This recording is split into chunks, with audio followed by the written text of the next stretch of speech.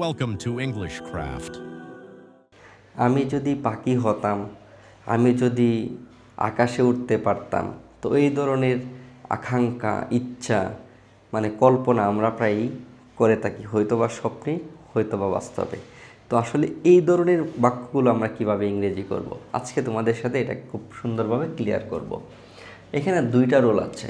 একটা হলো I wish plus subject plus wire.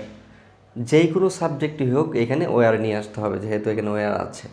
যেমন আমি যদি রাজা হতাম, I wish I were a king. তো প্রশ্ন থাকতে পারে, আয়ের সাথে তো ওয়্যার হয় না কখনো, বাট এই ক্ষেত্রে এটা এক্সেপশনাল।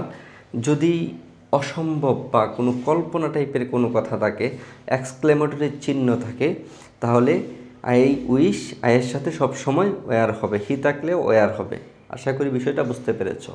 আমি যদি রাজা হতাম, I wish I were a king.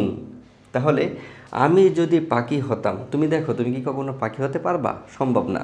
তাহলে তুমি এটা কল্পনা করতেছো, সো এখানে আয়ের সাথে ওয়্যার নিয়ে আসতে হবে।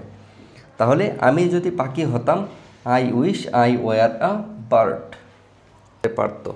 তার মানে এটা কিন্তু সম্ভব। তো এই সম্ভাবনা বা কোনো দক্ষতার ক্ষেত্রে তখন I wish I could drive a car. তাহলে এই 2 number rule, I wish I could plus ভার্বের সাথে V1 বা বেস ফর্ম বসবে। তো আশা করি বুঝতে পেরেছ। আমি যদি অনর্গল ইংরেজি বলতে পারতাম, এটা কিন্তু অসম্ভব না, এটা সম্ভব। তার মানে তার এটা আকাঙ্ক্ষা, তার ইচ্ছা। তাহলে এই ক্ষেত্রে 2 নম্বর রুল অনুযায়ী আই উইশ আই কুড, তাহলে ভার্বের প্রেজেন্ট ফর্ম বসবে। যেমন আমি যদি ইংরেজিতে অনর্গল কথা বলতে পারতাম, I wish I could speak English fluently. অনর্গল ইংরেজি আমরা জানলাম ফ্লুয়েন্ট, ঠিক আছে? তাহলে আমি যদি ইংরেজিতে কথা বলতে পারতাম, এই ধরনের চিন্তা হয়, তাহলে বলতে পারবো I wish I could speak English fluently. তো আশা করি আজকের এই ভিডিওটি দ্বারা তোমরা যে 2টা রুল আছে, 2টা রুল তোমরা ক্লিয়ার হয়েছো।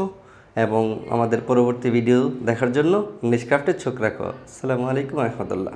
Thanks for watching.